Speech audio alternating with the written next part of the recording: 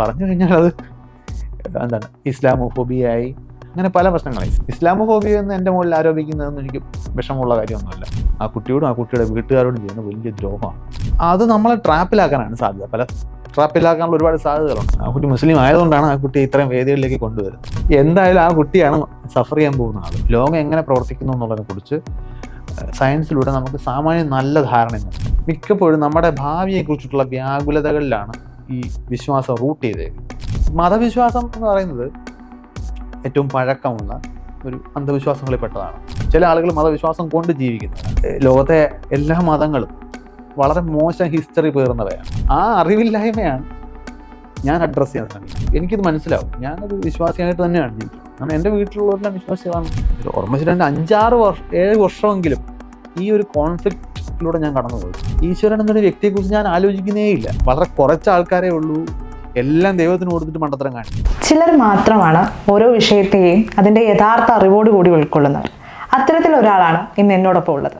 Vaisakhan sir, നമസ്കാരം. നമസ്കാരം sir. ഈ ലോകത്തെ കാണുന്നത് ഒരു വ്യത്യസ്തമായ രീതിയിലൂടെയാണ്, അല്ലെങ്കിൽ സാറ് കാണുന്ന ലോകമാണ് യഥാർത്ഥ ലോകം എന്ന് പറയുന്നവർ ഒരുപാടുണ്ട്. ഇപ്പം ഞാൻ പോലും എനിക്ക് ഞാൻ പണ്ട് കണ്ടിരുന്നതും ഇപ്പോൾ കാണുന്നതുമായിട്ടുള്ള ലോകത്തെക്കുറിച്ച് ഒരുപാട് വ്യത്യാസമുണ്ട്. അപ്പോൾ സാറ് അത്തരത്തിൽ ലോകത്തെ എന്തുകൊണ്ടാണ് ഒരു ശരിയായ രീതിയിൽ, അല്ലെങ്കിൽ സാറിന് എന്തുകൊണ്ടാണ് കാണാൻ പറ്റുന്നത്?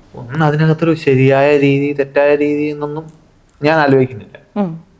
ഞാൻ ഈ ലോകത്തെ കാണുമ്പോൾ എന്നെ നയിക്കുന്ന അടിസ്ഥാനപരമായിട്ടുള്ളൊരു ബാക്ക്ഗ്രൗണ്ട് തോട്ട് എന്ന് പറയുന്നത് റിയാലിറ്റി ആയിരിക്കണം ഞാൻ കാണുന്നത്. അതായത് നമ്മളെല്ലാവരും അങ്ങനെ തന്നെയാണ് ആഗ്രഹിക്കുന്നത്. പക്ഷെ നമുക്ക് ഒരുപാട് പരിമിതികളുണ്ട്. നമുക്കെന്ന് പറഞ്ഞാൽ ഒരു മനുഷ്യൻ എന്ന രീതിയിൽ നമുക്ക് ലോകത്തെ നമ്മുടെ അതിജീവനത്തിന് വേണ്ടിയിട്ട് ചുറ്റുപാടുകളെ എങ്ങനെ മനസ്സിലാക്കാം, അതിനോട് എങ്ങനെ പ്രതികരിക്കാം എന്നാണ് നമ്മളെല്ലാവരും നമ്മുടെ മസ്തിഷ്കം ശ്രമിക്കുന്നത്. പക്ഷേ അത് പരമാവധി ഊർജം കുറച്ച് ഉപയോഗിക്കുക, പെട്ടെന്ന് തീരുമാനങ്ങൾ എടുക്കുക, ഇങ്ങനെയൊക്കെയുള്ള ചില അടിസ്ഥാന ലക്ഷ്യങ്ങൾ പരിണാമപരമായിട്ട് നമുക്കുള്ളതുകൊണ്ട് നമ്മൾ യാഥാർത്ഥ്യത്തെ അതേപടി ഉൾക്കൊള്ളണമെന്നൊരു വാശി നമുക്കില്ല. അപ്പോൾ എൻ്റെ ബാക്ക്ഗ്രൗണ്ട് ട്രെയിനിങ് എന്ന് പറഞ്ഞാൽ സയൻസിലാണ്. ഇപ്പോൾ സയൻസിൻ്റെ അടിസ്ഥാനപരമായിട്ടുള്ളൊരു ലക്ഷ്യം ഒബ്ജക്റ്റീവായിട്ടുള്ള അറിവ് കണ്ടെത്തുക, വസ്തുനിഷ്ഠമായിട്ട് കാര്യങ്ങൾ മനസ്സിലാക്കുക. അപ്പോൾ അതിന് സയൻസിലൂടെ നമ്മൾ ലോകത്തെക്കുറിച്ച് ഒരുപാട് കാര്യങ്ങൾ മനസ്സിലാക്കിയിട്ടുണ്ട്.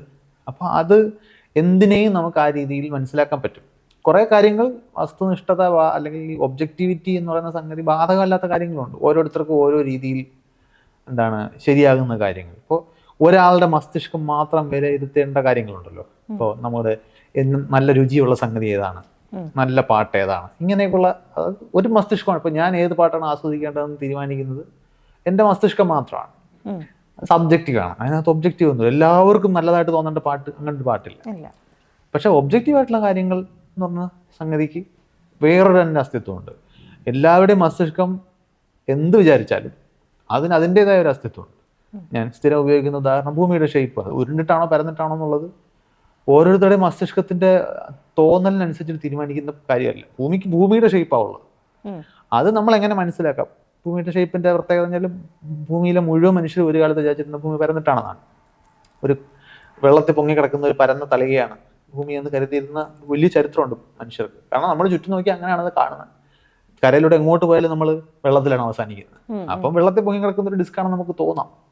പക്ഷെ പിന്നീട് നമ്മൾ ഒരുപാട് സൂക്ഷ്മമായിട്ടുള്ള വിശകലനങ്ങളിലൂടെയും കൂടുതൽ വിഹകമായിട്ടുള്ള ഒരു നിരീക്ഷണമൊക്കെ സാധ്യമായപ്പോഴാണ് നമ്മൾ ഭൂമിയുടെ ഷേപ്പ് ഉരുണ്ടിട്ടാണ് എന്ന തിരിച്ചറിവിലേക്ക് വരുന്നത്. ഇതാണ് മനുഷ്യർ എല്ലാവരും കൂടെ അംഗീകരിച്ചതല്ലല്ലോ. മനുഷ്യർ അംഗീകരിച്ചാലില്ലെങ്കിലും ഭൂമിയുടെ ഷേപ്പ് ഇത് തന്നെയാണ് ആയിരിക്കാൻ പോകുന്നത്.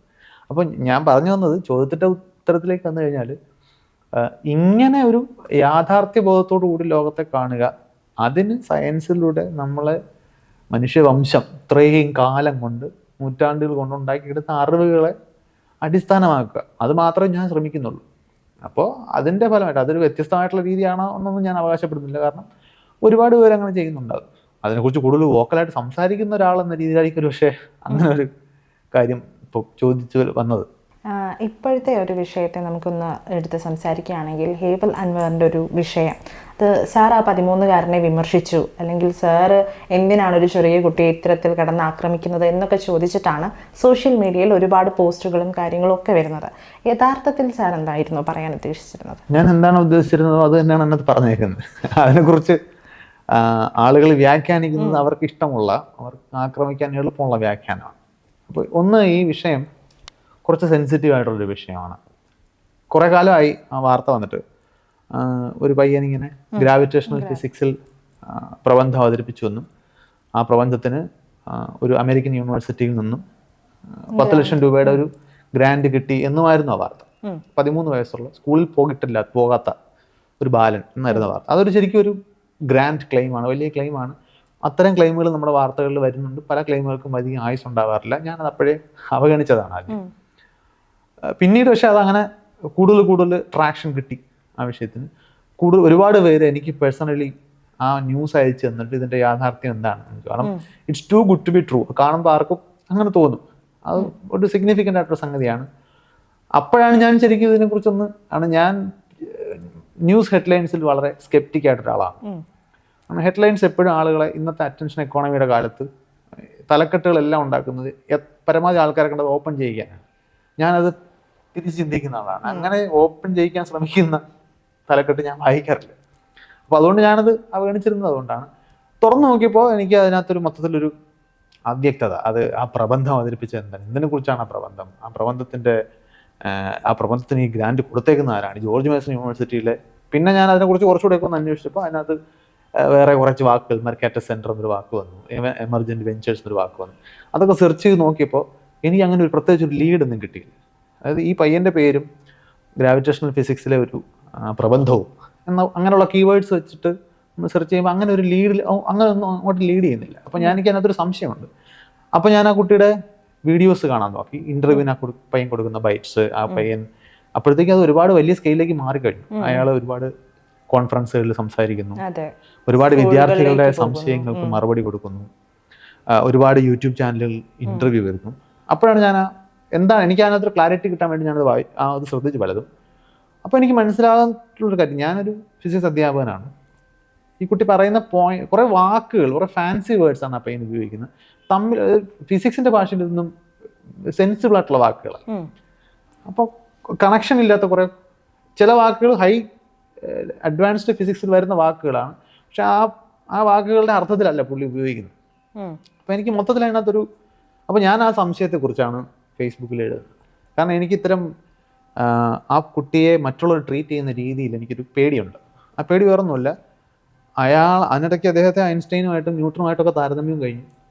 അത് ആ കുട്ടിയോട് ചെയ്യുന്ന ദ്രോഹമാണ്. ഒരു ചെറിയ കുട്ടിയാണ് ആ കുട്ടി. കുറേ ഇന്നത്തെ കാലത്ത് ഇപ്പം നമ്മുടെ ഒന്നും കുട്ടിക്കാലം പോലെ അല്ല. നമുക്കൊക്കെ കൗതുകങ്ങളുണ്ടെങ്കിലും ആ കൗതുകങ്ങളുടെ പിറകെ ചേസ് ചെയ്ത് പോകാനുള്ള അവസരങ്ങൾ വളരെ കുറവാണ്. നമ്മൾ ഏതെങ്കിലും ലൈബ്രറി കണ്ടെത്തി പുസ്തകങ്ങൾ നോക്കി, ഈ ബ്ലാക്ക് ഹോൾ എന്ന് പറയുന്ന വാക്കൊക്കെ ഞാൻ ഡിഗ്രി കഴിഞ്ഞിട്ടാണ് കേൾക്കുന്നത്. അത്ര ഒരു ഇപ്പം അങ്ങനെയല്ല. 4-5 വയസ്സുള്ള കുട്ടി പോലും ബ്ലാക്ക് ഹോൾ, വേം ഹോൾ എന്നൊക്കെയുള്ള വാക്കുകൾ എനിക്ക് ശരിക്കും പേടിയാണ്. കുട്ടികൾ ചെറിയ വാക്കുകളൊക്കെ എടുത്ത് പ്രയോഗിക്കുമ്പോൾ ദേ തിങ്ക് ദേ അണ്ടർസ്റ്റാൻഡ്. പക്ഷേ ഇല്ല, കാരണം ഞാൻ ഫിസിക്സ് പഠിപ്പിക്കുന്നത് എനിക്കറിയാം, എനിക്കും അത് ക്ലിയർ ആയിട്ട് മനസ്സിലാകാത്ത അത്രയും ഒരുപാട് ഡീപ്പ് നോളജ് വേണ്ട കാര്യമാണ്. അപ്പം അങ്ങനെ ഒരു വാക്ക് വെറുതെ എടുത്ത് കുട്ടികൾ പ്രയോഗിക്കും. കാരണം അവർക്ക് അത് കൗതുകം ഉണ്ടാക്കുന്ന കാര്യങ്ങളാണ്. ബ്ലാക്ക് ഹോൾ, വേം ഹോൾ, ഇങ്ങനെയൊക്കെയുള്ള വാക്കുകൾ, ടൈം ട്രാവൽ. അപ്പോൾ കുട്ടികൾ ഇൻ്റർനെറ്റിൽ ഇങ്ങനെ സെർച്ച് ചെയ്ത് പരത്തി പോവും. അപ്പോൾ അവർ കുറേ പുതിയ വാക്കുകൾ അവർക്ക് കിട്ടും. പക്ഷേ ഇതിൻ്റെ അടിസ്ഥാനത്തിൽ പാരൻസിനോ ചുറ്റും നിൽക്കുന്ന മറ്റ് മുതിർന്നവർക്കോ ഈ വാക്കുകളൊന്നും അറിയില്ല എന്നതുകൊണ്ട് മാത്രം കുട്ടി ഭയങ്കര അത്ഭുത ബാലനാണ്, എങ്കിൽ അത്ഭുതകരമായിട്ടുള്ള എന്തോ സിദ്ധി ചെറിയ പ്രായത്തിലെ പ്രകടിപ്പിക്കുകയാണ് എന്ന് ആ കുട്ടിയെ വിശ്വസിപ്പിക്കുക എന്ന് പറയുന്നത് ആ കുട്ടിയോട് ചെയ്യുന്ന ഏറ്റവും വലിയ ദ്രോഹമാണ്. ആ കുട്ടി വിചാരിക്കും ഇനിയൊന്നും പഠിക്കാനില്ല, ഞാൻ പോകുന്നത് കറക്റ്റായിട്ടുള്ള പാതയിലാണ്. ആരാണ് ഇതൊക്കെ ഗൈഡ് ചെയ്യേണ്ടത്? ആരാണ് ഇത് ഫാക്ട് ചെക്ക് ചെയ്യേണ്ടത്? അല്ലെങ്കിൽ അത്തരം ഫാക്ട് ചെക്കിങ്ങിൻ്റെയോ മറ്റൊരു വൈദഗ്ധ്യമുള്ള ഒരാളുടെ അടുത്ത് കൺസൾട്ട് ചെയ്യേണ്ടതിൻ്റെ ആവശ്യകത ഈ ചുറ്റുമുള്ള മുതിർന്നവർക്ക് തോന്നുന്നില്ല എന്നുള്ള അടുത്താണ് നമ്മുടെ സമൂഹം എത്തിപ്പെട്ടിരിക്കുന്ന ഒരു വലിയ പ്രശ്നം പ്രകടമാകുന്നത്. അപ്പോൾ ഞാൻ അതിനെക്കുറിച്ചാണ് അതിനകത്ത് എഴുതിയത്. അപ്പോൾ അത് എഴുതി കഴിഞ്ഞപ്പോൾ എനിക്ക് 1-2 പേര് മെസ്സേജ് അയച്ചു. ഈ പറയുന്ന മെർക്കാറ്റസ് സെൻറ്ററിൻ്റെയോ എമർജൻറ്റ് വെഞ്ചേഴ്സിൻ്റെയോ അല്ലാതെ വേറൊരു ലിങ്കിലാണ് ഈ പയ്യൻ്റെ പേര് പ്രത്യക്ഷപ്പെട്ടിരിക്കുന്നത്. അപ്പോൾ ഞാൻ ആ പോസ്റ്റിൽ എഡിറ്റ് ചെയ്ത് ചേർത്തു. ആ കുട്ടിക്ക് ഗ്രാൻഡ് കിട്ടി എന്നുള്ളത് സത്യമാണ്. പക്ഷെ അത് പ്രബന്ധം അവതരിപ്പിച്ചാനല്ല. ആ കുട്ടിക്ക് ഫിസിക്സ് ഒളിമ്പ്യാഡ് എന്ന് പറയുന്ന പരീക്ഷയ്ക്ക് പ്രിപ്പയർ ചെയ്യാൻ വേണ്ടിയിട്ട് ആ കുട്ടിക്ക് കൂടുതൽ ഫിസിക്സ് പഠിക്കാനുമുള്ള ഗ്രാൻഡായിട്ടാണ് അത് കൊടുത്തിരിക്കുന്നത്. കാരണം ഈ മെർക്കാറ്റസ് സെൻറ്റർ എന്ന് പറയുന്നത് സോഷ്യൽ സയൻസിൽ വർക്ക് ചെയ്യുന്ന ഒരു യൂണിവേഴ്സിറ്റിയുടെ ഒരു സെൻ്ററാണ്. അവിടുത്തെ ഈ ഷിജ രാജഗോപാൽ എന്ന മറ്റു പേരാണ് സൂപ്പർവൈസ് ചെയ്ത ആളായിട്ട് പറയുന്നത്. അവരൊരു എക്കണോമിസ്റ്റാണ്. അവർ അഡ്വാൻസ്ഡ് ഫിസിക്സിൽ ഗൈഡ് ചെയ്യാന്ന് പറയുന്നത് തന്നെ ഭയങ്കര വലിയ ക്ലെയിമാണ്. ഓക്കെ. അതൊക്കെ ഞാൻ ഇതിനെക്കുറിച്ചൊക്കെ ആയിരുന്നു എഴുതുന്നത്. പക്ഷേ ഇത് എഴുതുമ്പോൾ ഉള്ള പ്രശ്നം, ഞാൻ പലതവണ അത് വേണ്ടാന്ന് വെച്ചിരുന്നതിൻ്റെ കാരണം, ഈ മറുവശത്ത് നിൽക്കുന്ന ഒരു കുട്ടിയെ കുറിച്ച് അഡ്രസ്സ് ചെയ്യാന്ന് പറയുന്നത് ഒരു സെൻസിറ്റീവ് ആയിട്ടുള്ള പ്രശ്നമാണ്. എനിക്ക് മുമ്പേ ഇത് അന്വേഷിച്ച ഒരുപാട് പേരുണ്ടായിരുന്നു. ഞാൻ ഈ പറഞ്ഞതുപോലെ ഹെഡ്ലൈനിൽ സ്കെപ്റ്റിക് ആയതുകൊണ്ട് ഞാൻ അപ്പോഴേ കളഞ്ഞാണ്. പക്ഷേ എനിക്ക് മുമ്പേ ഫിസിക്സിൽ നിൽക്കുന്ന ഒരുപാട് പേര് അന്വേഷിക്കുകയും ഇത് മൊത്തത്തിൽ ഒരു പുകമറയാണ് എന്ന് മനസ്സിലായതുകൊണ്ട്, പക്ഷേ അപ്പുറത്തൊരു കുട്ടി ആയതുകൊണ്ട് മിണ്ടാതിരുന്ന ആൾക്കാരുണ്ട്. പക്ഷേ ഇത് ഈ പോകുന്ന ട്രാക്ക് ഒരുപാട് റിയാലിറ്റിയിൽ നിന്ന് ഓഫ് ആവുകയും ഒരുപാട് കുട്ടികളെ, മറ്റു കുട്ടികളെയൊക്കെ മിസ്ലീഡ് ചെയ്യുന്ന ലെവലിലേക്ക് പോവുകയും ചെയ്തപ്പോഴാണ് അത് ഞാൻ എഴുതുന്നത്. അപ്പോൾ സ്വാഭാവികമായിട്ട് അത് ഒഫൻഡഡ് ആയിട്ട് ഒരുപാട് പേർക്ക് ഫീൽ ചെയ്യും. കാരണം അവർ ബിൽഡപ്പ് ചെയ്തുകൊണ്ട് വന്ന ഒരു ചീട്ടുകൊട്ടാരമാണ് ഇതിന് ഇങ്ങനെയൊക്കെ സംസാരിക്കുമ്പോൾ പൊളിഞ്ഞു വീഴുന്നത്. അപ്പോൾ അതിൻ്റെ എതിർപ്പും ഒക്കെയാണ് പല രീതിയിൽ ഞാൻ ഇസ്ലാമോഫോബിക്കായി അങ്ങനെ പലതരത്തിലുള്ള, ഞാൻ അതൊന്നും കൺസേൺ, അതിലൊന്നും എനിക്ക് പ്രത്യേകിച്ച് ബേജാറുള്ള ആളല്ല. ഏറ്റവും ഒടുവിലായിട്ട് വന്നതും അതാണ്, മതത്തെയാണ് അതിന്റെ ഉള്ളിലേക്ക്. അത് കഴിഞ്ഞാൽ അടിസ്ഥാനപരമായിട്ട് ആ കുട്ടിയെ ഇങ്ങനെ ബൂസ്റ്റ് ചെയ്യുന്നതിന് പിന്നിൽ മുതിർന്നവരുടെ മതപരമായിട്ടുള്ള ലക്ഷ്യങ്ങളായിരുന്നു. അതാണ് പ്രശ്നം. ആ കുട്ടി അതിനകത്ത് ഇരയാക്കപ്പെടുക.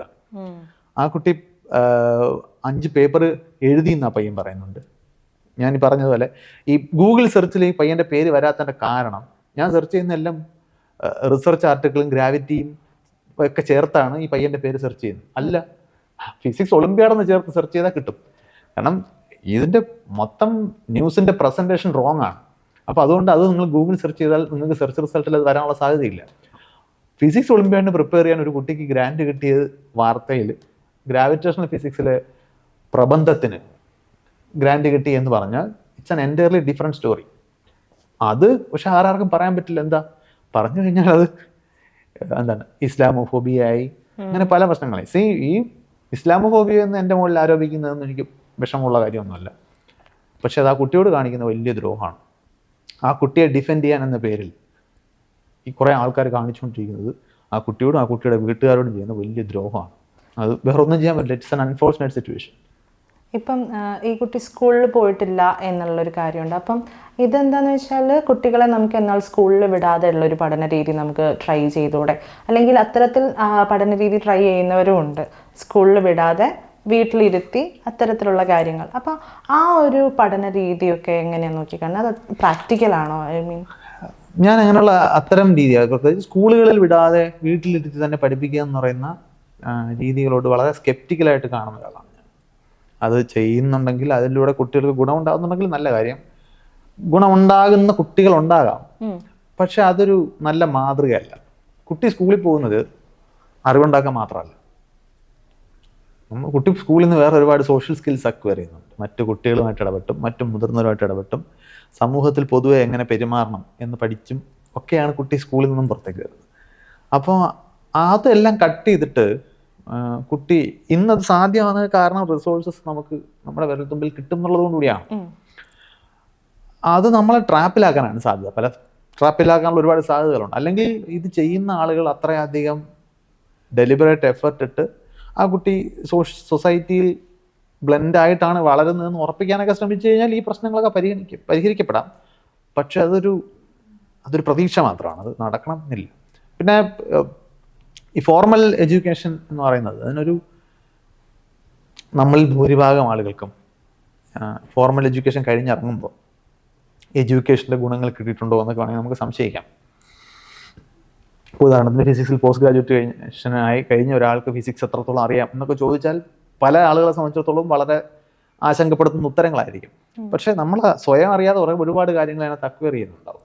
നമുക്കിപ്പോൾ എക്സാക്ട്ലി ഒരു സമവാക്യമോ ഒരു പ്രത്യേക സിദ്ധാന്തമോ ഒന്നും പ്രയോഗിക്കാനൊന്നും കഴിഞ്ഞുകൊള്ളണമെന്നില്ല. പക്ഷേ ഈ നമ്മൾ പരീക്ഷ എഴുതാനായിട്ടായി പോലും കുറേ കാര്യങ്ങൾ പഠിക്കുകയും ചെയ്യുകയൊക്കെ ചെയ്തതിൻ്റെ ഫലമായിട്ട് നമുക്ക് കുറേ സ്കില്ലുകൾ ഉണ്ടായിട്ടുണ്ട്.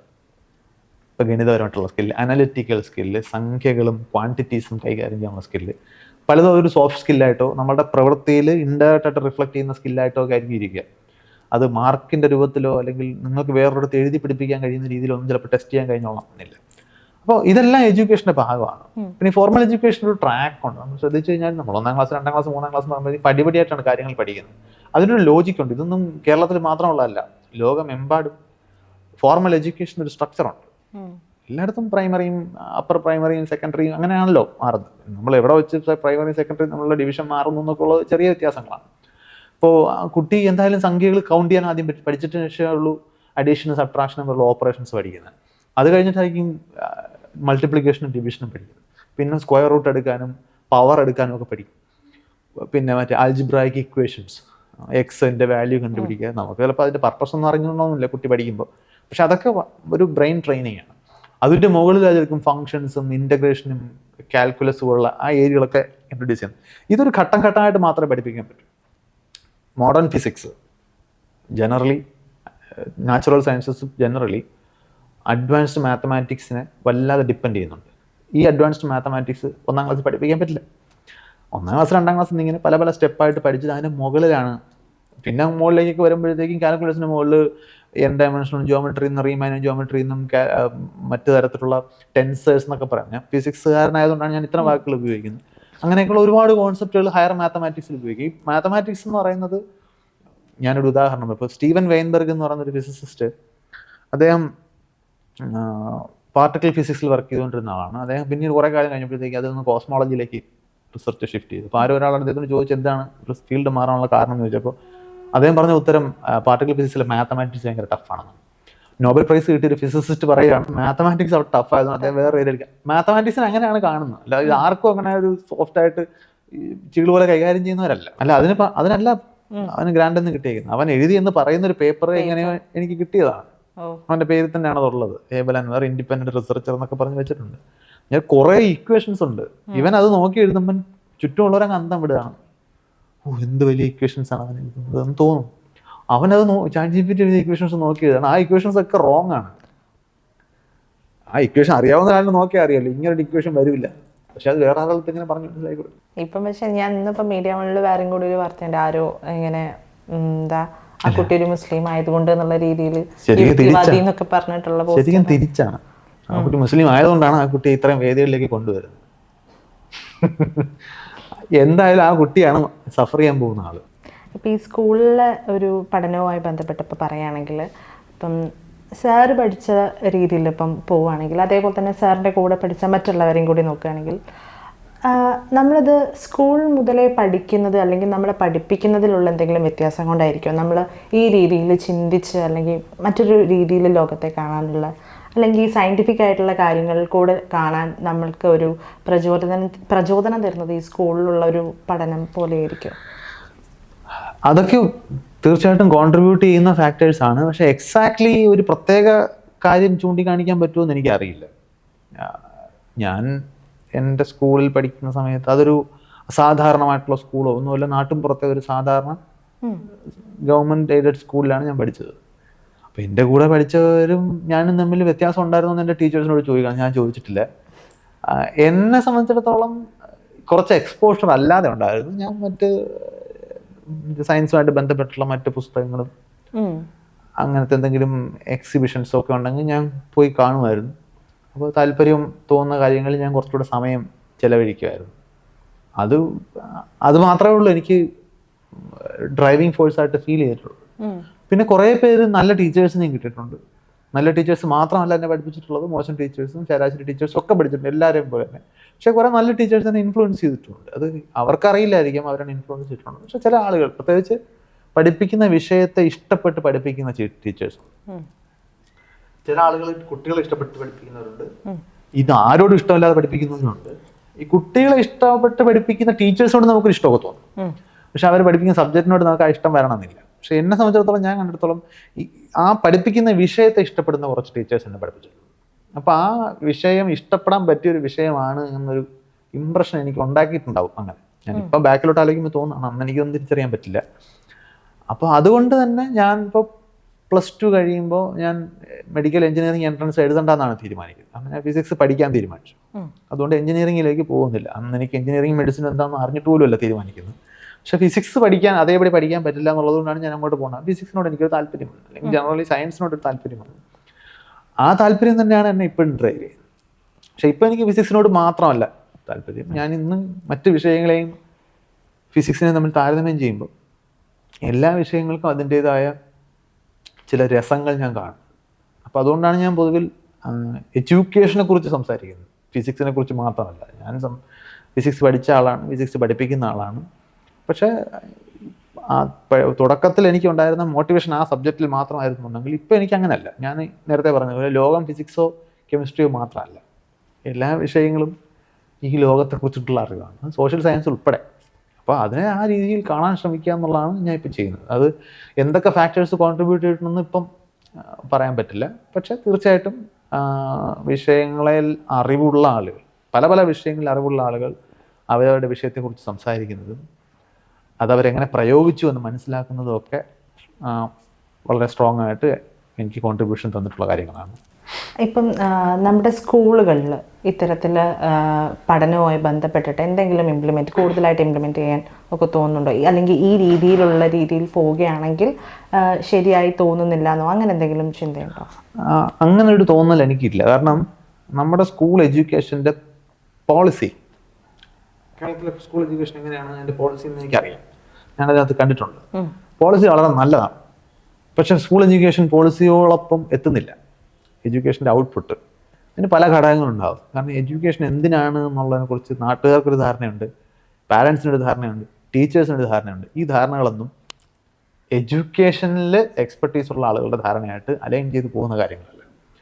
അപ്പോൾ അതുകൊണ്ട് തന്നെ പലപ്പോഴും പാഠ്യപദ്ധതിയിൽ എന്ത് മാറ്റം വന്നാലും ടീച്ചേഴ്സ് പഴയപടി തന്നെയായിരിക്കും പഠിപ്പിക്കുന്നത്, കുട്ടികൾ പഴയപടി തന്നെയായിരിക്കും പഠിക്കുന്നത്, അങ്ങനെ തന്നെ പഠിക്കണമെന്നായിരിക്കും പാരൻസും മറ്റു നാട്ടുകാരും ഒക്കെ കരുതുന്നത്. അപ്പോൾ അതുകൊണ്ടാണ് ഞാൻ പറഞ്ഞത് എനിക്കങ്ങനെ വലിയ മാറ്റങ്ങളൊന്നും ഞാൻ സജസ്റ്റ് ചെയ്യുന്നില്ല. കാരണം അങ്ങനെ സജസ്റ്റ് ചെയ്യാൻ തോന്നുന്ന മാറ്റങ്ങളെല്ലാം ഓൾറെഡി നമ്മുടെ പ്രിൻസിപ്പിളിലുണ്ട്. അത് വർക്ക് ചെയ്യാത്തതുകൊണ്ടാണ്. പ്രാക്ടീസിലോട്ട് വരുമ്പോൾ അതവിടെ എത്തുന്നില്ല എന്നുള്ളതുകൊണ്ടാണ് നമ്മുടെ എഡ്യൂക്കേഷൻ അതിൻ്റെ ഫലം അച്ചീവ് ചെയ്യുന്നതിൽ പരാജയപ്പെടുന്നത്. ഇപ്പം നമ്മൾ ആ 13 വിഷയം എടുക്കുകയാണെങ്കിൽ ഇപ്പം സാറിനെതിരെ കൂടുതലും വരുന്നത് ഈ മുസ്ലിം വിഭാഗത്തിൽപ്പെട്ട ആളുകളുടെ വിമർശനമാണ്. അപ്പം ഇവിടെ മതത്തെ ഭയങ്കരമായിട്ട് വിശ്വസിക്കുന്നവർ അല്ലെങ്കിൽ മതത്തിൽ അത്രയും അന്ധമായി വിശ്വസിക്കുന്നവർ ഇവിടെയുണ്ട്. അപ്പം എൻ്റെ ഒരു സംശയമാണ്, ഈ വിശ്വാസവും അതേപോലെ തന്നെ അന്ധവിശ്വാസവും തമ്മിൽ വ്യത്യാസമില്ലേ? ഇത് തമ്മിൽ നമുക്ക് എങ്ങനെ ഇതിനെ പറയാൻ പറ്റും? വിശ്വാസവും അന്ധവിശ്വാസവും തമ്മിലുള്ള വ്യത്യാസം വളരെ നേർത്ത വ്യത്യാസമാണ്. ഇപ്പോൾ അടിസ്ഥാനപരമായിട്ട് നമ്മുടെ എല്ലാ അറിവുകളും വിശ്വാസം കൂടി ആവണം. വിശ്വസിച്ചാലേ നമുക്ക് അറിവുണ്ടെന്ന് പറയാൻ പറ്റും. എനിക്കറിയാവുന്ന എല്ലാ കാര്യങ്ങളിലും നിങ്ങൾക്ക് ആർക്കായാലും അവർക്ക് അറിയാമെന്ന് പറയുന്ന കാര്യങ്ങളിൽ അവർ വിശ്വസിച്ചാലേ അത് അവരുടെ അറിവാകും. അപ്പോൾ അറിവ് സത്യമായതുകൊണ്ട് ഒരു സത്യമായൊരു കാര്യമാണ്. ഭൂമി ഉരുണ്ടിട്ടാണ്, ഇത് സത്യമാണ് എന്ന് ആരൊക്കെ തെളിയിച്ചാലും ഞാനത് അംഗീകരിച്ചാൽ, ഞാൻ മനസ്സുകൊണ്ട് അതിനാണ് എൻ്റെ ബിലീഫ് എന്ന് പറയുന്നത്, മാത്രമേ എനിക്കത് അറിയാമെന്ന് പറയാൻ പറ്റൂ. അപ്പോൾ എല്ലാത്തരം അറിവുകളും അടിസ്ഥാനപരമായിട്ട് വിശ്വാസം കൂടിയാണ്. വെറും വിശ്വാസം പോരാന്നേ ഉള്ളൂ. അതിന് അതിൻ്റെതായ ന്യായീകരണം, ജസ്റ്റിഫിക്കേഷൻ വേണം. അത് യാഥാർത്ഥ്യത്തിന് നിരക്കുന്നതായിരിക്കും. അത് പൊതുവെ ഫിലോസഫിയിൽ അറിവിനെ കുറിച്ച് സംസാരിക്കുമ്പോൾ അങ്ങനെയാണ്, ജസ്റ്റിഫൈഡ് ട്രൂ ബിലീഫ് എന്നാണ് അറിവിനെ വിളിക്കുക, നോളജ്. അപ്പോൾ ചില നോളജ് തെറ്റായിരിക്കും, അപ്പോൾ അത് വിശ്വാസം മാത്രമായിട്ട് മാറാം. എനിക്ക് ജസ്റ്റിഫിക്കേഷനും ഇല്ല, അത് റിയലും അല്ല, പക്ഷെ ഞാൻ അതങ്ങനെയാണ് വിശ്വസിക്കുന്നത് എന്നുണ്ടെങ്കിൽ അത് വിശ്വാസം മാത്രമായിട്ട് മാറും. അപ്പം അങ്ങനെ ഒരുപാട് വിശ്വാസങ്ങൾ നമ്മൾ കൊണ്ടു നടക്കുന്നുണ്ടാവും. പൊതുവിൽ അന്ധവിശ്വാസം എന്ന് നമ്മൾ വിളിക്കുന്ന വിശ്വാസങ്ങളുടെ പ്രത്യേകത, അതിന് പൊതുവിൽ അങ്ങനെ ഒരു യൂണിവേഴ്സൽ ഡെഫിനേഷൻ എന്നുള്ളതായിട്ട് എനിക്കറിയില്ല. ഞാൻ ശ്രദ്ധിച്ചിട്ടുള്ളൊരു കാര്യം, 2 ഘടകങ്ങൾ അതിനകത്ത് പ്രവർത്തിക്കുന്നുണ്ടാവും. ഒന്ന്, അത് നാച്ചുറൽ ലോസിന് ഘടകവിരുദ്ധമായിട്ടുള്ളൊരു കാര്യമായിരിക്കും അതിൻ്റെ അടിസ്ഥാനം. അതായത് ലോകം എങ്ങനെ പ്രവർത്തിക്കുന്നു എന്നുള്ളതിനെ കുറിച്ച് സയൻസിലൂടെ നമുക്ക് സാമാന്യം നല്ല ധാരണയുണ്ട്.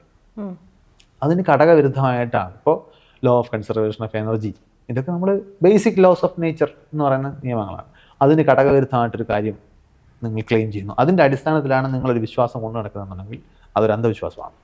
മറ്റൊന്ന്, അന്ധവിശ്വാസങ്ങളുടെ കോമൺ സ്വഭാവം മിക്കപ്പോഴും നമ്മുടെ ഭാവിയെക്കുറിച്ചിട്ടുള്ള വ്യാകുലതകളിലാണ് ഈ വിശ്വാസം റൂട്ട് ചെയ്തത്.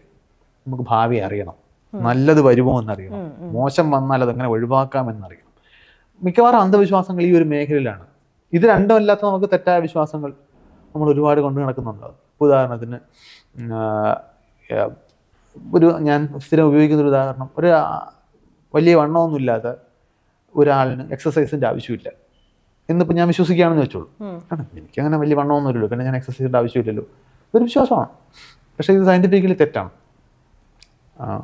വണ്ണമുള്ള ആളിനോ കൂടുതൽ ഫാറ്റുള്ള ആളിനോ മാത്രമല്ല എക്സസൈസ് ആവശ്യം. എക്സസൈസ് എല്ലാവർക്കും ആവശ്യം, നമ്മുടെ ശരീരത്തിൻ്റെ ബേസിക് നീഡാണ് എക്സസൈസ്. പക്ഷെ അതൊരു അന്ധവിശ്വാസമല്ല. കാരണം അതിനകത്ത് അങ്ങനെ ഒരു അതീന്ദ്രിയമായിട്ടുള്ള എന്തെങ്കിലും സംഗതികളോ സൂപ്പർ നാച്ചുറൽ ആയിട്ടുള്ള സംഗതികളുടെ അടിസ്ഥാനത്തിലല്ല ഈ വിശ്വാസം. മാത്രമല്ല അതിന് ഭാവിയെക്കുറിച്ചുള്ള വ്യാകുലത അതിനകത്തില്ല. അപ്പോൾ ഞാൻ പറഞ്ഞ എല്ലാ തെറ്റായ വിശ്വാസങ്ങളും അന്ധവിശ്വാസം ആയിക്കൊള്ളണം എന്നില്ല. പക്ഷെ അന്ധവിശ്വാസങ്ങൾക്ക് പൊതുവിൽ ഈ ഒരു രീതിയാണ്. ഇപ്പം മതവിശ്വാസം എന്ന് പറയുന്നത് ഏറ്റവും പഴക്കമുള്ള ഒരു അന്ധവിശ്വാസങ്ങളിൽ പെട്ടതാണ്. അത് ഓർഗനൈസ്ഡ് റിലീജിയൻസ് ആകുമ്പോഴാണ് ഈ വിശ്വാസ പ്രമാണങ്ങൾ പ്രിസർവ് ചെയ്യപ്പെടുന്നത്. അപ്പോൾ അങ്ങനെ അല്ലാത്ത മോഡേൺ ഏജ് വിശ്വാസങ്ങളൊക്കെ പിന്നെ വരാം. ഇപ്പോൾ ഏലിയൻസിൽ വിശ്വസിക്കുന്നതൊക്കെ പിന്നീട് വന്നതാണ്. അന്യഗ്രഹങ്ങളുണ്ട്. ഇപ്പോൾ ഗലീലിയുടെ കാലത്ത് ഏലിയൻസിൽ വിശ്വാസം വരേണ്ട കാര്യം, കാരണം ഇതേ ഉള്ളു ഗ്രഹം. അന്യഗ്രഹങ്ങൾ ഉണ്ടെങ്കിൽ അന്യഗ്രഹ ജീവികളിൽ വിശ്വസിക്കുന്നവരുണ്ടാവും. ഞാൻ പറഞ്ഞത് ഈ പ്രമാണങ്ങൾ നിലനിർത്തപ്പെടുന്നത് മിക്കപ്പോഴും ഈ എസ്റ്റാബ്ലിഷ്ഡ് ആയിട്ടുള്ള റിലീജിയൻസ് അതിനിങ്ങനെ നിലനിർത്തപ്പെടുന്നതുകൊണ്ട് സംഭവിക്കുന്നതാണ്. അപ്പോൾ ഇത് പല ആളുകളുടെയും മതവിശ്വാസം അസച്ച് അല്ല പലപ്പോഴും പ്രശ്നം ഉണ്ടാക്കുന്നത്, അതിൻ്റെ ഒരു പൊളിറ്റിക്കൽ ഇംപ്ലിക്കേഷൻ. ചില ആളുകൾ മതവിശ്വാസം കൊണ്ട് ജീവിക്കുന്നവരാണ്. അപ്പോൾ അവർക്ക് മതവിശ്വാസം പ്രിസർവ് ചെയ്യുക എന്ന് പറയുന്നത് അവരുടെ ബാധ്യതയായിട്ട് അവർ കാണുന്നുണ്ടാവും. അപ്പോൾ അതിനെ എതിർക്കുന്ന അല്ലെങ്കിൽ അതിന് ഘടകവിരുദ്ധമായിട്ടിരിക്കുന്ന അതിൻ്റെ ബലം കുറയ്ക്കുന്ന എന്ത് ഫാക്റ്റിനെയും റൂട്ടോടെ എടുത്ത് കളയാൻ പറ്റുമെങ്കിൽ അവർ അതിനായിരിക്കും ശ്രമിക്കുന്നത്. പലപ്പോഴും നമ്മൾ കാണുന്ന റിലീജിയസ് ഫണ്ടമെൻ്റലിസം എന്നൊക്കെ നമ്മൾ വിളിക്കുന്നത് ആ റൂട്ടിൽ പോകുന്ന കാര്യങ്ങളാണ്. ഇപ്പോൾ നോക്കിക്കഴിഞ്ഞാൽ ഇപ്പോൾ ലോകത്തെ എല്ലാ മതങ്ങളും വളരെ മോശം ഹിസ്റ്ററി പേറുന്നവയാണ്. ചില മോഡേൺ സൊസൈറ്റിയിൽ പലതും പല രീതിയിൽ കാണുന്നുണ്ടെങ്കിലും ഇന്ന് ചിലപ്പോൾ സമാധാനം ഉണ്ടെന്ന് തോന്നുന്ന പല മതങ്ങളും പാസ്റ്റിലേക്ക് നോക്കിക്കഴിഞ്ഞാൽ വളരെ രക്തരൂക്ഷിതമായിട്ടുള്ള ചരിത്രമുള്ളവരായിരിക്കും. അതെന്ന് വെച്ചാൽ അതിനകത്ത് ഈ പൊളിറ്റിക്സ് വരുന്നുണ്ടാണ്. അതിനകത്ത് പവർ, അധികാരം നിലനിർത്താനോ നേടാനോ ഒക്കെ ഉള്ള ടൂളായിട്ട് ആളുകളുടെ വിശ്വാസങ്ങൾ, അതായത് നമ്മുടെ ഒരു ബേസിക് ആയിട്ടുള്ളൊരു മെൻ്റൽ വീക്ക്നെസ് ആണ് ഈ സൂപ്പർ ഏജൻറ്റിനെ അന്വേഷിക്കുക, നമ്മളെ സൃഷ്ടിച്ച നമ്മളുടെ കാര്യങ്ങളെല്ലാം നിയന്ത്രിക്കുന്ന ഒരാളുണ്ടോ എന്ന് അന്വേഷിക്കുക, ഈ ഇല്ലാത്ത കാര്യകാരണ ബന്ധങ്ങൾ കണ്ടെത്തുക, നമ്മൾ പാറ്റേൺ സീക്കിങ് എന്നൊക്കെ പറയും. ഇതൊക്കെ മനുഷ്യൻ്റെ ഒരു ബേസിക് വീക്ക്നെസ് ആണ്. അതാണ് റിലീജിയോസിറ്റിയുടെ റൂട്ട്, മതാത്മകതയുടെ റൂട്ട്. അപ്പോൾ അത് നിങ്ങൾ ഇപ്പോൾ ലോകത്ത് ആയിരക്കണക്കിന് മതങ്ങളുണ്ട്. നമ്മൾ മതവിശ്വാസികളുടെ എണ്ണം വെച്ച് നോക്കുകയാണെന്നുണ്ടെങ്കിൽ 3-4 മതങ്ങളായിരിക്കും മുകളിൽ നിൽക്കുന്നുണ്ടെങ്കിലും ഇതിലൊന്നും പെടാത്ത കൊച്ചു കൊച്ചു മതങ്ങളൊക്കെ ഇഷ്ടം പോലെ ഉണ്ട്. അപ്പം അങ്ങനെ അത് പൊളിറ്റിക്കലി ആരും അതിനെ വളർത്താൻ ഇറങ്ങാത്തത് കൊണ്ടാണ് അങ്ങനെ നിൽക്കുന്നത്. അപ്പം ഞാൻ പറഞ്ഞു വരുന്നത് മതവിശ്വാസങ്ങളെ നമ്മൾ കാണുന്നത് പോലെ ഫോം ചെയ്യുന്നതിന് പിന്നിൽ ഒരു ചരിത്രവും കൂടെ ഉണ്ട്. അപ്പോൾ അതിനെ അധികാരമായിട്ടും പൊളിറ്റിക്കൽ പവറുമായിട്ടൊക്കെ ബന്ധപ്പെടുത്തി അതിനെ എസ്റ്റാബ്ലിഷ് ചെയ്യാൻ ശ്രമിക്കുമ്പോഴാണ് പല ആളുകൾ. ഇപ്പോൾ ചാൾസ് ഡാർവിൻ പരിണാമ സിദ്ധാന്തത്തിൻ്റെ ഉപജ്ഞാതാവാണ്.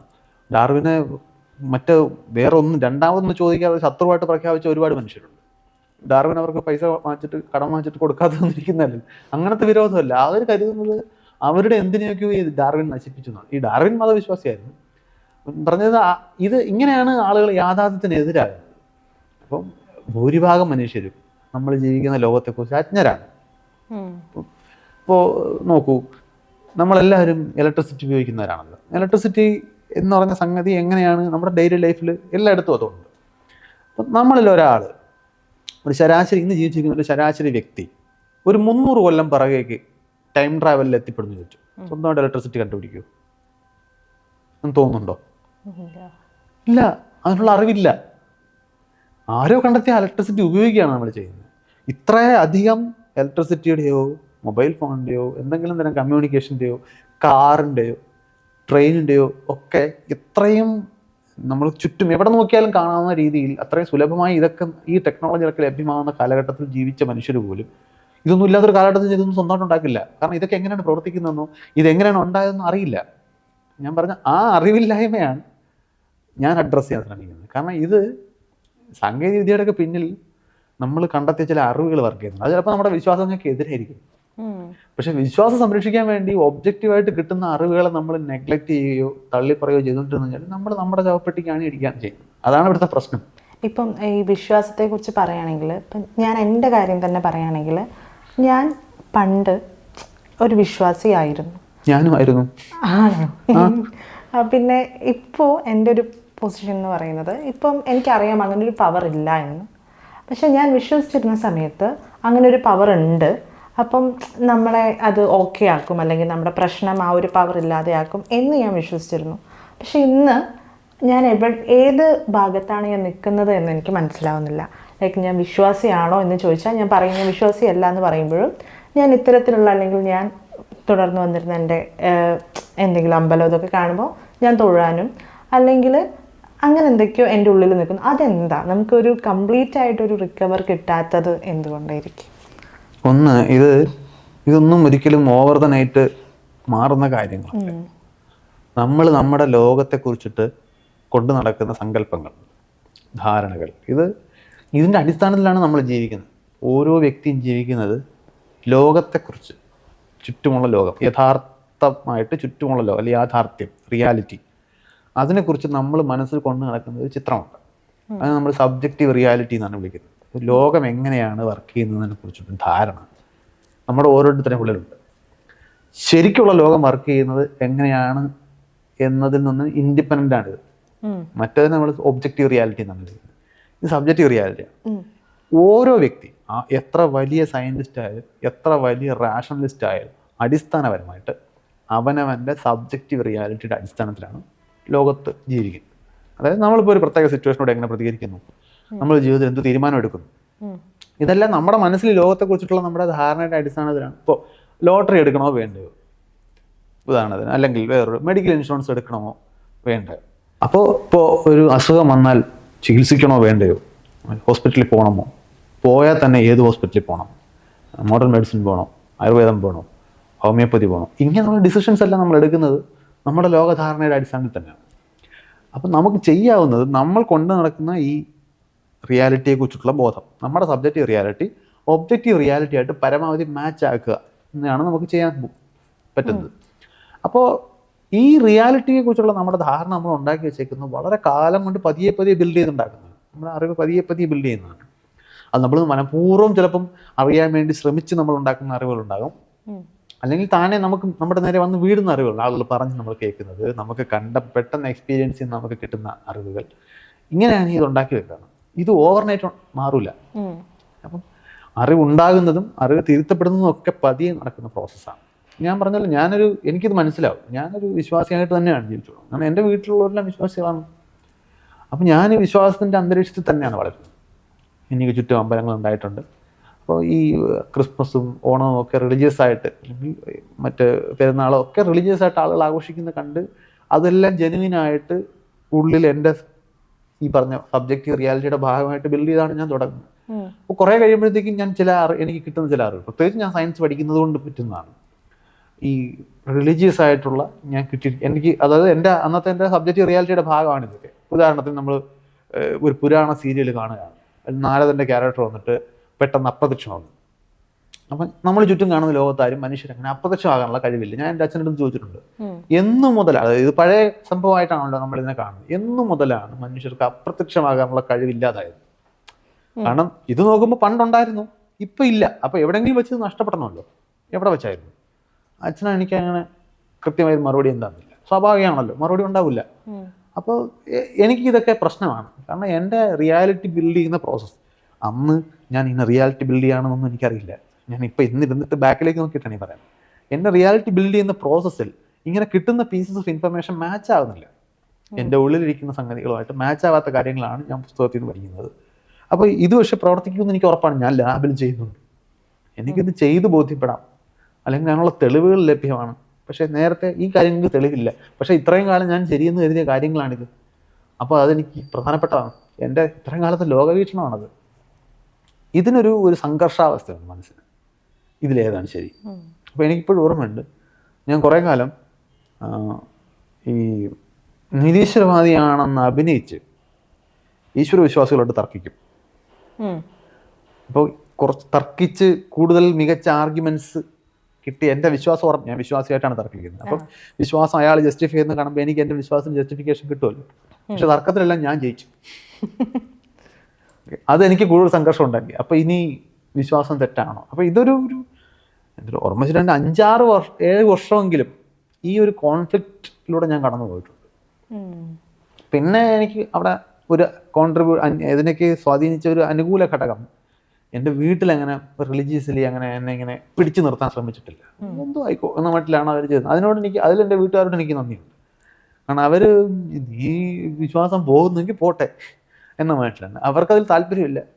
അപ്പോൾ ഞാൻ ഈ വിശ്വാസത്തെയൊക്കെ ചോദ്യം ചെയ്ത് തുടങ്ങുമ്പോൾ സംശയങ്ങളുടെ രൂപത്തിൽ കാണുമ്പോൾ മുതിർന്നവർക്ക് മനസ്സിലാവുമല്ലോ ഇത് പോക്ക് ഇവിടെ അധികം നാൾ നിൽക്കാത്ത. അപ്പം എൻ്റെ അച്ഛനൊക്കെ പറഞ്ഞിട്ടുണ്ട്, 30 വയസ്സ് വരെ ഈശ്വര വിശ്വാസം ഉണ്ടെങ്കിൽ എന്തോ കുഴപ്പമുണ്ട്, 30 വയസ്സ് കഴിഞ്ഞിട്ടും ഈശ്വര വിശ്വാസം ഇല്ലെങ്കിലും എന്തോ കുഴപ്പമുണ്ട്.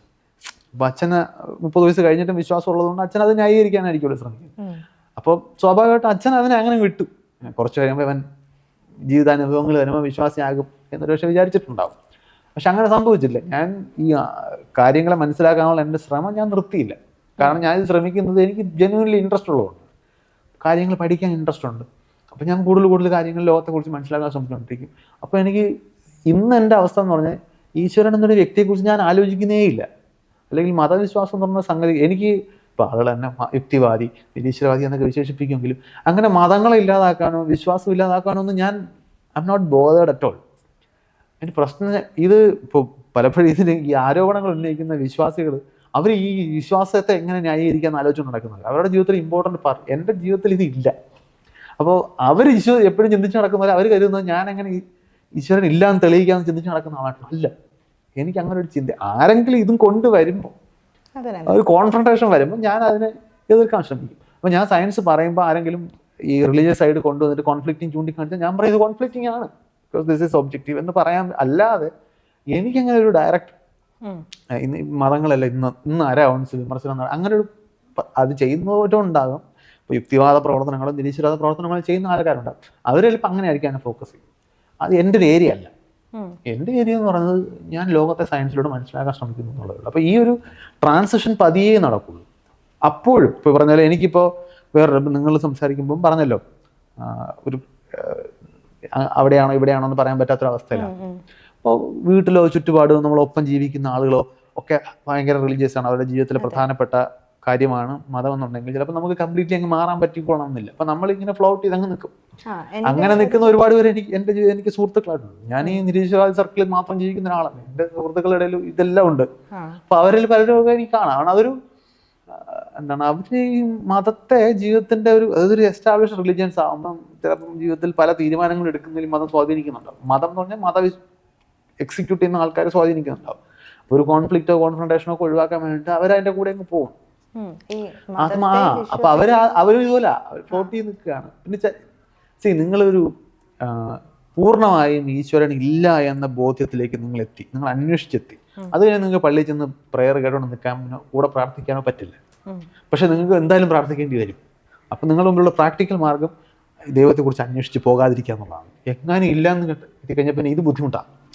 പക്ഷെ ഇത് ചെയ്തേ പറ്റൂ എന്നുള്ളൊരു പ്രഷർ ഉണ്ടെങ്കിൽ അങ്ങനെ ഞാൻ സ്ഥിരം പലയിടത്തും അത് കോട്ട് ചെയ്യാറുണ്ട്. അതായത് ഈശ്വരൻ ഉള്ളത് കൊണ്ട് ഈശ്വരൻ ഉണ്ട് എന്ന് വിശ്വസിക്കുന്നുണ്ട് പള്ളിയിൽ പോകുന്നു എന്ന് പറയുന്നതിനേക്കാൾ കൂടുതൽ ആൾക്കാരെ എനിക്കറിയാം പള്ളിയിൽ പോകേണ്ടതുണ്ട് എന്നുള്ളതുകൊണ്ട് ഈശ്വരനെ വിശ്വസിക്കുന്നു. അതങ്ങനെ ഞാൻ അതിനെ അങ്ങനെയാണ് കാണുന്നത്. ഞാൻ പേഴ്സണലി അങ്ങനെ വിശ്വാസങ്ങൾക്ക് എതിരാകുന്ന എപ്പോഴാണെന്ന് വെച്ചാൽ അത് നിങ്ങളുടെ അറിവിന് തടസ്സമാകുമ്പോഴാണ്. അത് ലോകത്തെക്കുറിച്ച് മനസ്സിലാക്കാനുള്ള നിങ്ങളുടെ സാധ്യതകൾ കുറയ്ക്കുന്നു. അത് ഒരു സമൂഹത്തിന് മൊത്തം വരുമ്പം സമൂഹത്തിന്റെ പുരോഗതി, കാരണം സമൂഹം മുമ്പോട്ട് പോകുന്നത് എങ്ങനെയാണ്, സമൂഹത്തെയും അതിന്റെ പ്രശ്നങ്ങളെയും യാഥാർത്ഥ്യത്തോടുകൂടി മനസ്സിലാക്കുമ്പോഴാണ്. യാഥാർത്ഥ്യ ബോധം അതിനകത്ത് വരണം. അതിന് വിശ്വാസങ്ങൾ തടസ്സമാണെന്നുണ്ടെങ്കിൽ ആ സമൂഹം താഴേക്കാണ് പോകുന്നത്. ഇവിടെ ഇപ്പോൾ ചിലർ പറയുന്നൊരു കാര്യമാണ്, അവർ വിശ്വസിക്കുന്നുണ്ട്, അപ്പം അവർക്ക് പ്രാർത്ഥിച്ചാൽ അവർക്ക് സമാധാനം കിട്ടുന്നുണ്ടെങ്കിൽ അവർ പ്രാർത്ഥിച്ചോട്ടെ, അതിനെന്താണ് പ്രശ്നം എന്ന് പറയുന്നവരും ഉണ്ട്. അപ്പം അങ്ങനെ ഉള്ള ഒരു എന്താ പറയുക, അങ്ങനെ വിശ്വസിക്കുന്നവർ അതെന്താ, അതിനെക്കുറിച്ച് എന്താ പറയാനുള്ളത്? ഈ പ്രാർത്ഥിക്കുന്നത് കൊണ്ട് സമാധാനം കിട്ടുന്നുണ്ടെങ്കിൽ പ്രാർത്ഥിച്ചോട്ടെ എന്ന് പറയുമ്പോൾ ഒരൊറ്റ നോട്ടത്തിൽ നമുക്കത് വളരെ ജെനുവിൻ ആയിട്ടുള്ള കാര്യമായിട്ട് തോന്നുമെങ്കിൽ അതിന് ഒരുപാട് അപകടങ്ങളുണ്ട്. അപ്പൊ നിങ്ങൾക്കൊരു അസുഖം വന്നു, നിങ്ങൾ ചികിത്സിക്കുന്നതിന് വരെ പ്രാർത്ഥിക്കാനാണ് ശ്രമിക്കുന്നത്. പ്രാർത്ഥിക്കുമ്പോൾ നിങ്ങൾക്ക് ആശ്വാസം കിട്ടും, പക്ഷെ അസുഖം വഷളാവും, ചിലപ്പോൾ അത് നിങ്ങളുടെ ജീവൻ എടുക്കും. അപ്പം നിങ്ങൾക്ക് തീരെ മനുഷ്യർ പൊതുവിൽ വളരെ കുറച്ച് ശതമാനം ആളുകളാണ് എന്തിനും പകരം പ്രാർത്ഥന വെക്കുന്നത്. ഇപ്പൊ പരീക്ഷയ്ക്ക് പഠിക്കാതെ പ്രാർത്ഥിക്കുന്ന കുട്ടികളുണ്ടോ? അല്ല, അവിടെ ആ പാതി വരും. ആ പാതി അവിടെ വെച്ചേക്കുന്നത് ഒരു സേഫ് പ്ലെയർ. ദൈവം മാത്രം വെച്ച് നടക്കില്ലെന്ന് എല്ലാവർക്കും അറിയാം. പഴയ ഒരു കഥയുണ്ടല്ലോ, ഒരാൾ ഇങ്ങനെ കുന്ന് കയറി പോകുമ്പോൾ അയാൾ പെട്ടെന്ന് തെന്നി താഴെ, ആരുമില്ലാത്തൊരു കുന്നാണ്, താഴേക്ക് പോയി അയാളുടെ പുല്ലിൽ പിടിച്ചിങ്ങനെ കിടക്കുകയാണ്. അപ്പോൾ ഒരാൾ ആരെങ്കിലും രക്ഷിക്കണമെന്ന് ഇയാൾ വിളിച്ചു. അപ്പോൾ കുറച്ച് കഴിയുമ്പോൾ ഒരു ശബ്ദം കേട്ടു, ഞാനൊരു കയറിട്ട് തരാം, നീ കയറിപ്പോരെ എന്ന് പറയും. അപ്പോൾ ആരാധന ചോദിക്കും. അപ്പോൾ ഞാൻ ദൈവമാണെന്ന് പറയും. അപ്പോൾ ഇയാൾ തിരിച്ചു ചോദിച്ചത്രേ, വേറെ ആരെങ്കിലും അവിടെ ഉണ്ടോ? കാരണം ദൈവമാണെന്ന് വിശ്വാസിയായ ആളാ പോലും അതെപ്പോഴും ആലോചിക്കും. വളരെ കുറച്ച് ആൾക്കാരേ ഉള്ളൂ എല്ലാം ദൈവത്തിന് കൊടുത്തിട്ട് മണ്ടത്തരം കാണിക്കുന്നത്. ഇപ്പോൾ നല്ലത് വരണേ എന്ന് കരുതിയിട്ട് ആരും അതിനുവേണ്ടി പ്രവർത്തിക്കാതിരിക്കില്ല. വളരെ കുറച്ച് ആൾക്കാർ അത് ചെയ്യും. അപ്പോൾ ആ അർത്ഥത്തിൽ ഒരു കയ്യിൽ നിന്ന് പോകുന്നു, കൺട്രോളിലെല്ലാം തോന്നുമ്പോഴാണ് ആൾക്കാർ പലപ്പോഴും ദൈവത്തിലേക്ക് ഇത് അർപ്പിക്കുന്നത്. ഇപ്പോൾ നിങ്ങൾ ഇതെല്ലാം ഞാൻ പലതവണ ഉപയോഗിച്ചിട്ടുള്ള ഉദാഹരണങ്ങളാണ്, പെട്ടെന്ന് അത് തന്നെ വരും. ഇപ്പോൾ നിങ്ങൾ ആ അടുക്കളയിൽ പാചകം ചെയ്തുകൊണ്ടിരിക്കുന്ന സമയത്ത് പായസം നന്നാവണേ നിങ്ങൾ പ്രാർത്ഥിക്കില്ലല്ലോ. പായസത്തിൻ്റെ നമ്മുടെ കയ്യിലാണ് ഇരിക്കുന്നത്, കൺട്രോൾ. പെട്ടെന്ന് നമ്മുടെ ശ്രദ്ധ മാറി, ഒരാൾ നമ്മളെടുത്തൊരു നമ്മുടെ പഴയ സുഹൃത്ത് പെട്ടെന്ന് കയറി വന്ന് നമ്മൾ അയാളെ ഹാളിലേക്ക് വന്ന് നമ്മൾ അയാളെ സ്വീകരിച്ചു, പെട്ടെന്ന് പഴയ കഥകളൊക്കെ പറഞ്ഞിരുന്നത്. അപ്പോഴാണ് അടുപ്പത്ത് പായസം ഇരിക്കുകയായിരുന്നത്. അപ്പോൾ ദൈവത്തെ വിളിക്കും, കരിഞ്ഞു പോരുതേ. കാരണം കയ്യിൽ നിന്ന് പോയി, നമ്മുടെ കയ്യിൽ നിന്ന് കൺട്രോൾ പോകുമ്പോഴാണ് നമ്മൾ ദൈവത്തെ വിളിക്കുന്നത്. അപ്പം അതൊരു സൈക്കോളജിക്കൽ ആശ്വാസമായിട്ട് ഇപ്പം വർക്ക് ചെയ്യും. പക്ഷേ അതിനൊരു മറുവശമുണ്ട്. ഇതിനൊരു പ്രിൻസിപ്പിൾ ആക്കാൻ പറ്റില്ല എന്ന് ഞാൻ പറഞ്ഞു. പ്രാർത്ഥന കൊണ്ട് ആശ്വാസം ഉണ്ടാകുന്നെങ്കിൽ ഉണ്ടായിക്കോട്ടെ എന്ന് പറയുമ്പോൾ, എന്നാൽ പിന്നെ ആശ്വാസത്തിന് വേണ്ടി പ്രാർത്ഥിക്കാം എന്ന് നിങ്ങൾ തീരുമാനിച്ചാൽ it comes with a lot of risk. അതാണ് അവിടുത്തെ അപകടം. ഈ അപകടത്തിലേക്കാണ് ചിലപ്പോൾ ഞാൻ എത്തിപ്പോകുന്നത്. അപ്പം ഞാൻ ഇങ്ങനെ വിചാരിക്കും, ആദ്യം എനിക്കധികം സ്ട്രെസ് ഇല്ലായിരുന്നല്ലോ, ഞാൻ പ്രാർത്ഥിച്ചപ്പം എൻ്റെ വിചാരം എന്താണെന്ന് വെച്ചാൽ ഓക്കെ ഒരു ആൾ അല്ലെങ്കിൽ ഒരു പവർ ഹെൽപ്പ് ചെയ്യാണ്ടായിരുന്നല്ലോ എന്നാണ്. പക്ഷേ ഇപ്പോൾ എനിക്ക് അങ്ങനെ ഒരു പവർ ഇല്ല എന്നുള്ള സംഭവം ആയതുകൊണ്ട് തന്നെ എൻ്റെ സ്ട്രെസ് ലെവൽ കുറച്ച് കൂടുതലാണ്. അപ്പം ഞാൻ വിചാരിക്കും, അയ്യോ ഇപ്പം എന്താ ഇപ്പം ഇങ്ങനെ, എന്നാൽ പിന്നെ ഞാൻ വിശ്വസിക്കുക തന്നെയാണോ വേണ്ടേ? അങ്ങനെ ഒരു കോൺഫ്ലിക്റ്റ് ഉണ്ടാവില്ലേ? സ്ട്രെസ് ഒരു മോശം കാര്യമല്ല. ഞാൻ പറയാം, സ്ട്രെസ് ഒരു അസുഖമാകുന്നത് സ്ട്രെസ് ഡിസോർഡർ ആവുമ്പോഴാണ്. അതൊരു മാനസിക ആരോഗ്യ പ്രശ്നം. പക്ഷെ സ്ട്രെസ് ഇല്ലാത്ത മനുഷ്യരില്ല. എന്തിനാണ് സ്ട്രെസ്? മനുഷ്യർ എല്ലാ ജീവികൾക്കും ഉണ്ട് സ്ട്രെസ്. പട്ടി പേടിക്കുന്നത് കണ്ടിട്ടില്ലേ? എല്ലാ ജീവികൾക്കും അതുണ്ട്. എന്നുവെച്ചാൽ ഇത് പ്രിപ്പയറിങ് ഫോർ എമർജൻസിയാണ് stress. You are going to do something to avoid something. നിങ്ങൾ എന്തോ മോശം കാര്യത്തെ അഭിമുഖീകരിക്കാൻ പോവുകയാണ്. അപ്പോഴാണ് നിങ്ങൾക്ക് സ്ട്രെസ് വരുന്നത്. ഈ സ്ട്രെസ് നിങ്ങൾക്ക് എങ്ങനെയാണ് സ്ട്രെസ് വർക്ക് ചെയ്യുന്നത് നോക്കൂ. ശ്വാസോച്ഛ്വാസം കൂടുന്നു. ഞാൻ പറഞ്ഞത് ഇമ്മീഡിയറ്റ് നമുക്ക് ഫീൽ ചെയ്യുന്ന സ്ട്രെസ് ഹോർമോൺസ് എന്നൊക്കെ നമ്മൾ പറയും. നമ്മുടെ ശ്വാസോച്ഛ്വാസം കൂടും, ഹൃദയമിടിപ്പ് കൂടും, ബോഡി ടെമ്പറേച്ചർ കൂടും, കണ്ണ് ഡൈലേറ്റ് ചെയ്യും, പ്യൂപ്പിൾ ഡൈലേറ്റ് ചെയ്യും. ഇതെല്ലാം basically it is preparing you for an emergency. Okay, something is you have to do something to negotiate this situation. ഇതൊരു നല്ല അഡാപ്റ്റേഷനാണ് മനുഷ്യന്. പരീക്ഷയ്ക്ക് തലേന്ന് സ്ട്രെസ് ഇല്ലാത്ത കുട്ടി പഠിക്കില്ല, തോറ്റുപോകും.